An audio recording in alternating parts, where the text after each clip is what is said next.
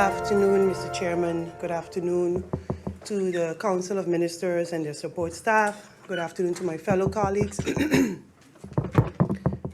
Sorry. Oh, I think it's that's what it is. Yes. Good afternoon to those listening and viewing online. And yes, I think I said good afternoon to my fellow colleagues. So good afternoon, everyone. Mr. Chairman, last week I expressed my general concerns and sentiments about this budget during the Central Committee meeting. And today, I would like to first put my sentiments and concerns in a larger context in order to elucidate why I have fundamentally, wait, let me put this better. To elucidate, Mr. Chairman, why I have fundamental problems with the budget for the current year as presented by the government. After that, Mr. Chairman, I will also pose some additional questions related to the budget, and based on the information provided during this public debate, I will then be able to establish a final opinion on the budget. But as of right now, Mr. Chairman, the responses received from government verbally during the Central Committee meeting in writing and the Central Committee meeting, the Central Committee meeting report, so from them verbally and what I've read in writing, it has only confirmed my opinions about the budget and the overall handling of the people of Swaliga's affairs thus far. Since the beginning of this governing term, Mr. Chairman, it has become more and more clear that this government is incapable of doing what is best for this island and putting the interests of its people, of our people, first. A number of my colleagues has basically come to a similar conclusion, albeit from different angles. But I think we all have to agree that there is no link between the objectives and the policies of this government and the actual figures in the budget. So even if and when the policies of the government seem to make some kind of sense, they're not logically translated into the numbers in the budget. Also, Mr. Chairman, there seems to be a lack of coherence between a number of documents, including the governing program of 2020-2024, when it comes to the policy objectives of the government. But I'll come back to that later. Mr. Chairman, as mentioned by the government in last week's CC, simply put, they use average realization figures of previous years. They left out expected revenues that they say can and will be added later, and cut expenditures based on letters from the CFT, just to balance a totally unrealistic budget. That's what I was able to ascertain last week. So in the budget, the expenditures cut per ministries, general affairs, increased, not cut, by 2.5 million guilders. Finance increased, not cut, by 383,000 plus guilders. Justice cut by 4.1 million guilders. ECYSE, which is Education, Culture, Youth and Sports, cut by 3.5 million guilders, approximately 3.6 million guilders, and I'm just giving approximations here. VROMI, so public housing and spatial planning, no, that's not VROMI, that's VSA, public housing, cut by 4 million guilders. TIAT, cut by approximately 1.8 million guilders, and VROMI cut by 10 million guilders, Mr. Chairman. So a cut of approximately 20 plus million guilders was done to this budget per ministry. And I am assuming an injection of 50 million from what I can gather. But let me start in the beginning, Mr. Chairman. The basis of all budgets presented by this government should be the governing program, as my colleague, MP Westcott Williams, has pointed out on many, many occasions. A governing program, Mr. Chairman, to which I contributed and which I supported as a member of the coalition. A governing program that this government promised it will execute on behalf of the people. A governing program, Mr. Chairman, that we, the members of this Parliament, are to supervise, legislate, and for the most hold this government accountable for. The title of this governing program 2020-2024 sounds very nice and promising and full of good intentions, Mr. Chair. It says, building a strong, unified, multi-pillared nation, and its subtitle, a place where every dream can be achieved. And just based on this title alone, Mr. Chairman, it is clear that this government has failed. Because from what I have seen in the 3 budgets presented thus far, it is painfully clear that government has not been building a strong, unified, multi-pillar nation. On the contrary, it has failed to do its job on many fronts. And I'll explain how I have come to this conclusion, Mr. Chairman. Mr. Chairman, with your indulgence, I would like to read pages 4 and 5 of the governing program. I will need my glasses for that, because it's very small prints. So here goes, on page 4. The governing program 2020-2024, in recognizing the aforementioned, will focus on strengthening the foundations, safeguarding the resilience, well-being, and property for all, which is a strong economy, including the diversification of the tourism sector and the exploration of the potential of other sectors to drive economic growth, to create opportunities, and improve quality of life for all at all levels. Good governance, sustainable development, planning, and social cohesion. To achieve any of these objectives, one major and overarching issue must be resolved. So one major and overarching issue must be resolved, namely the full decolonization of St. Martin under international law. To some, this issue might appear to be minor and strictly legal, a strictly legal detail in the bigger scheme of things. However, the fact that St. Martin has not been granted a full measure of self-government based on absolute equality with the Netherlands under the UN Charter and relevant resolution has been far the most important reason for the island not developing to its full potential since the inception of the UN and Kingdom Charter. Based on knowledge and insights gathered from extensive legal and other research during the past years, the Coalition in Parliament of St. Martin, and again, Mr. Chairman, I must reiterate that I'm reading from the amended version of the governing program, March 2021, just to be clear. So based on knowledge and insights gathered from, so where was it? Where did I stop? Okay, let me start it again. Based on knowledge and insight gathered from intensive legal and other research during the past 3 years, the Coalition in Parliament of St. Martin, with the support of members of the opposition, has started the process of having the decolonization process of St. Martin finalized. Not all members, some members. Must clarify that, but that's what it says here. The intention is to have a roundtable conference between all the legitimate governments within the kingdom by July 2021, during which they will all sign off on a commitment to bring the Kingdom Charter and all other laws within the kingdom in compliance with international laws, Article 73A through D of the UN Charter in particular. This compliance should include, but not limited to, eliminating all forms of unlawful, undue interference of the government of the Kingdom of the Netherlands with the decision process of the government of St. Martin, and ensuring that the government of the Kingdom of the Netherlands treats the interests of the people of St. Martin as paramount at all times. Only then will the duly elected and appointed representatives of the people of St. Martin be able to work in the best interests of the people whom they represent and ensure a prosperous, sustainable development of the island nation in fulfillment of all objectives of the UN. Finalizing the decolonization process will be reflected in many areas, as it will mean that St. Martin's culture and other local circumstances will take into account when setting and changing policies.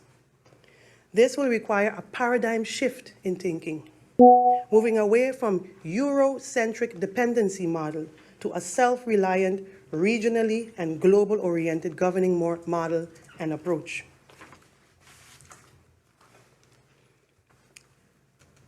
End of quote, Mr. Chair. These are very strong statements and lofty goals, Mr. Chairman.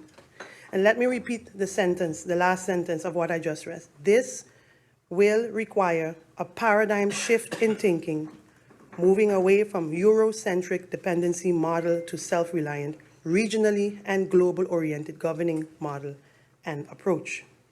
Mr. Chairman, from what I have seen and heard from the government during the past 3 years, there has been no paradigm shift in thinking, and certainly no moving away from Eurocentric dependency model to a self-reliant, regionally and global-oriented governing model and approach. None, Mr. Chairman. On the contrary, it seems like this government's main objective, as stated before by some of my colleagues here today, is to please the Kingdom Council of Ministers, the State Secretary of Kingdom Relations, and the CFT. And by doing so, Mr. Chairman, this government has and continues to neglect and even violate the human rights and paramount interests of the people of our island, Mr. Chairman.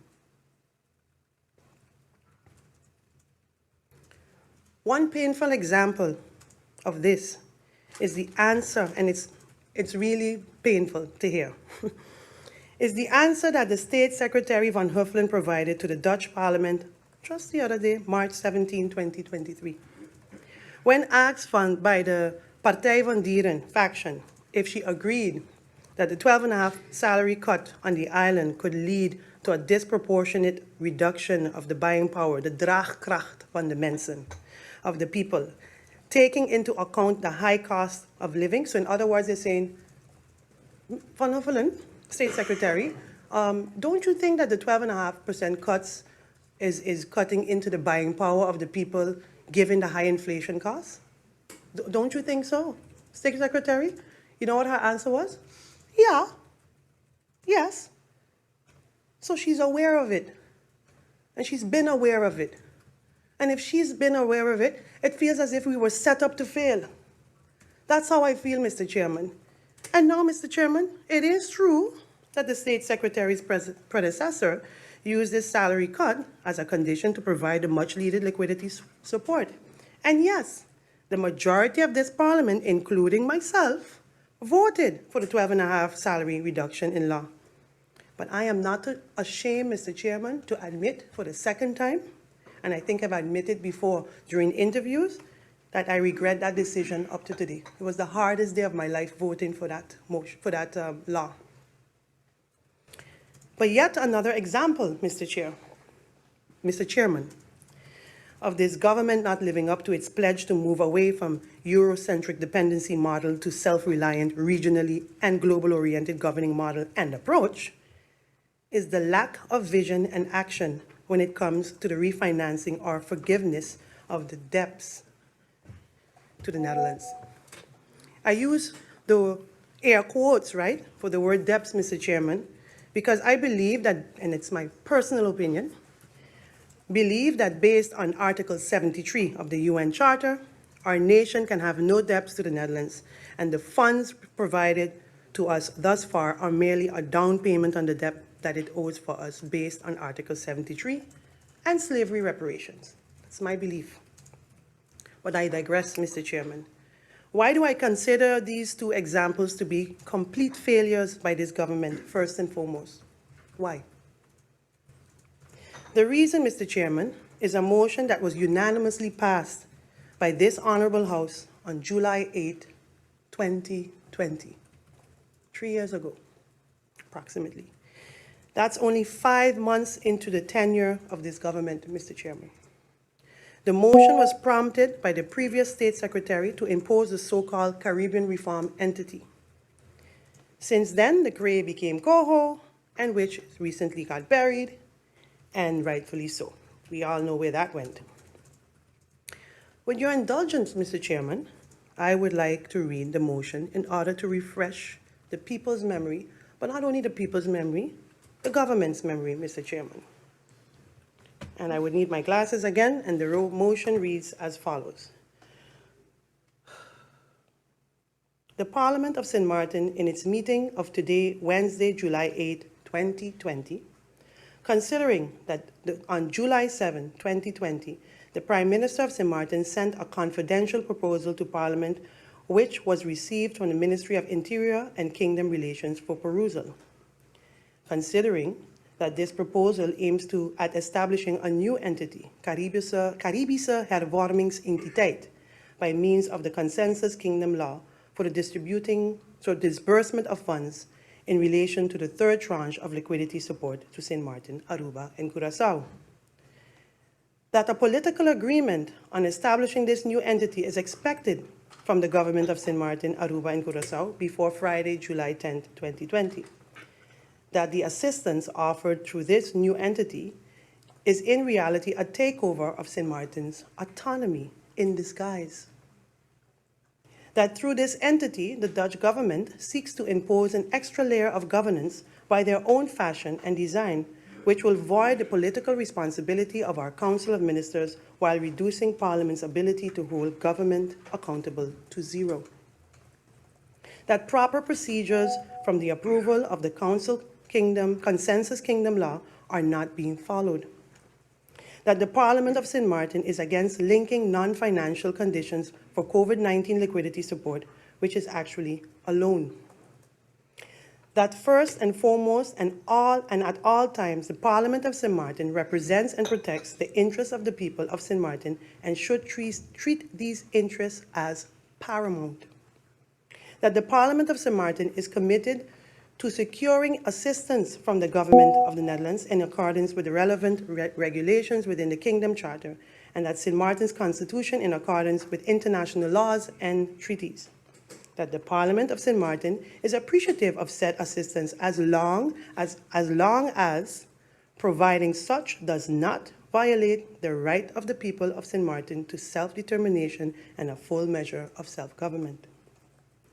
That the proposal by State Secretary Knops for the establishment of said entity is a blatant intrusion into the autonomy of St. Martin and her people, and aims at imposing policy and political measures on the government and Parliament of St. Martin. It resolves to support the decision of the government and St. Martin to reject the conditions as presented in the Concept Rijkswet Caribische Hervormingsentiteit, which was done. To request the government to present a counter-proposal to the Kingdom Council of Ministers, which was done. To urge the government to dialogue with the government of the Netherlands on the procurement of financing devoid of conditions that will trample on local and international laws, as well as inflict negative socio-economic impact on the lives of the people of St. Martin. To urge government to create within 3 weeks' time a socio-economic recovery and development strategy in order to secure supplementary financing options for the support of the livelihood of the people of St. Martin. That presentation was done, Mr. Chairman, but never executed. To urge the government to explore the feasibility of having government-owned entities and ZBOs, for example, SZV, hold partial government assets in order to bring government to a stronger fiscal position while reducing government's debt ratio, insofar as they comply with all relevant laws and do not hurt the viability of their funds. Action in this regard should only be taken after in-depth financial due diligence of the respective entities is conducted, and it goes over to the date. This motion was presented to the government of St. Martin, Aruba, Curaçao, the Netherlands, parliaments of Aruba and Curaçao, the first and second chamber of the Netherlands, July 2020. This motion, Mr. Chairman, it says it all. It has all the elements to safeguard the paramount interests of the people. Oh, fuck, I'm gonna keep these on. Of the people of our nation. And more importantly, it secures the full support of this entire Parliament, both coalition and opposition. And for this government, it was set there for this government to take actions that would have prevented the two examples I mentioned from becoming a reality. Allow me to read the three resolution of this motion again. I'm sorry, Mr. Chairman, I have to. I can't. To urge the government to create within 3 weeks' time a social, economic recovery and development strategy in order to secure supplementary financing options for the support of the livelihood of the people. I got this. We all received this. Why is it not being executed? This was backed by COM. Am I correct? I'm not sure, Mr. Chairman. To urge the government to explore the feasibility of having government-owned entities and ZPOs hold partial government assets in order to bring government to a stronger fiscal position while reducing government's debt ratio insofar as they comply with all relevant laws and do not hurt the viability of the funds. Actions in this regard should only be taken after in-depth financial due diligence of the respective entities is conducted. And the third one, to urge the government to dialogue with the government of the Netherlands on the procurement of financing devoid of conditions that will trample on local and international laws, as well as conflict the negative socio-economic impact on the lives of the people of St. Martin. Mr. Chairman, let me take a sip. It's a lot of reading. Sorry. Mr. Chairman, if the government has executed this motion in its entirety, Mr. Chairman, our island would not be in the predicament that it is in today. We would not be debating an unrealistic budget that is late, lacking vision, has a negative socio-economic impact on the lives of our people, and does not reflect the governing program. If the government has executed this motion in its entirety, Mr. Chairman, the budget we are debating here today would be based on tax reform and other laws already approved by Parliament and ready for implementation. And finally, Mr. Chairman, if the government had executed this motion in its entirety, the government would have been in a much stronger fiscal position than it is now, and not at the mercy of the Dutch government. Instead, we hear the PM say that the Dutch government has rejected debt cancellation. This while the looming full repayment of the liquidity loans is only 7 months away from us. Tick-tock, tick-tock, Mr. Chairman. Instead, Mr. Chairman, we see a phantom income amounts based on non-existing laws that, based on our Constitution, still need to go through a full legislative process before the projected amounts can be budgeted, let alone collected. Just two examples are the health levy laws and this Airbnb tax. We didn't pass it, it didn't come to government yet, but it's there, it's projected.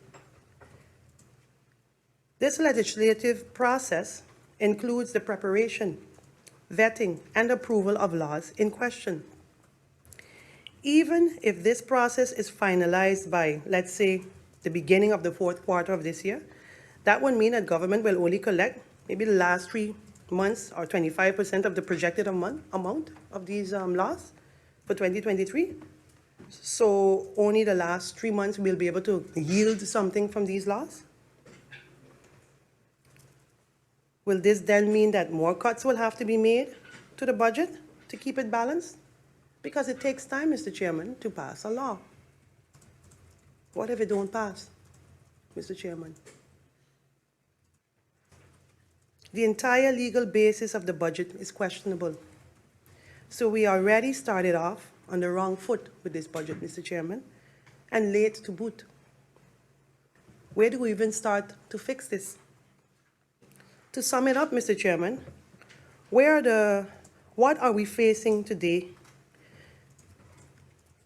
What we are facing today is a government that has failed to execute its own governing program, despite the full support of this House to do so and eliminate any obstacles that this government might have faced in the process.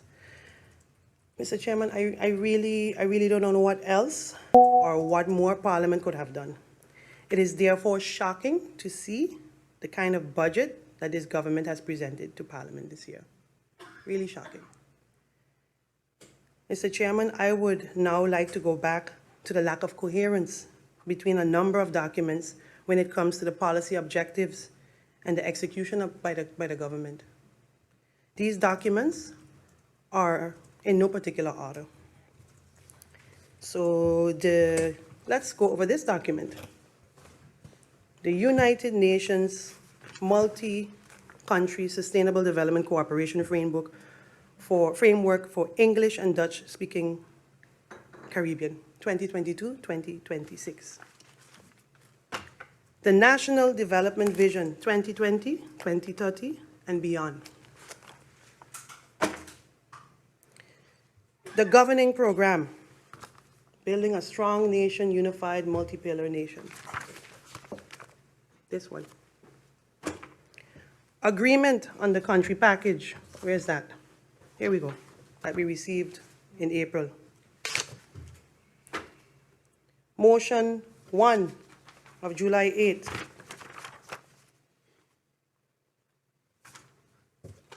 And the budget, Mr. Chairman. First of all, as I pointed out earlier, Mr. Chairman, it is clear that neither the quoted objectives of pages 4 and 5 of the Governing Program 2020-2024, nor the last re-resolution of motion July 8 has been achieved or carried out. Now, Mr. Chairman, the Governing Program clearly mentions Article 73 of the UN Charter as a key element of achieving a full measure of self-government. So in other words, the full and complete